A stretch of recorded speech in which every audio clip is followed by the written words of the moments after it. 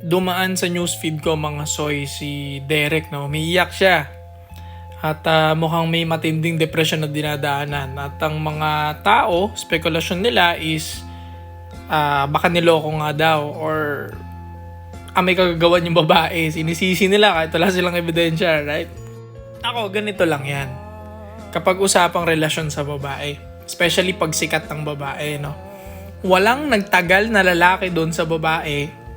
Walang nagsettle down na lalaki doon sa babae. Walang nagpakasal na lalaki doon sa babae.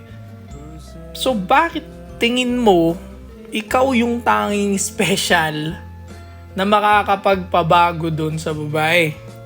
Isang malaking kalokohan, di ba? Isang malaking kalokohan.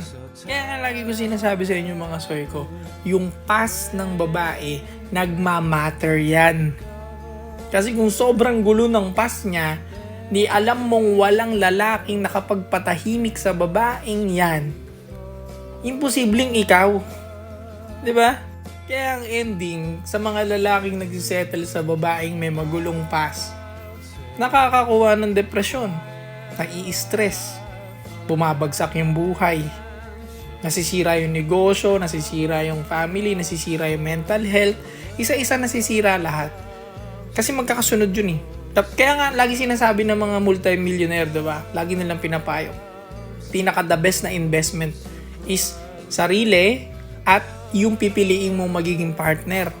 Kasi kapag leche yung napili mong partner, sunod-sunod babagsak lahat yung buhay mo. Kasi nga, lagi kanyang ifa-fucked up, hindi ka makakapag-isip ng tama sa negosyo, hindi ka makakapag-isip ng tama sa mga desisyon mo sa buhay, magkakamali-mali ka. Ang ending, mauubos lahat ng resources mo, magkakandaleche-leche ka rin.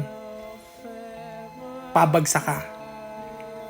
So, piliin nyo mabuti kung sino yung gusto ninyong makasama, kung gusto nyo nang mag-settle. Stay cold.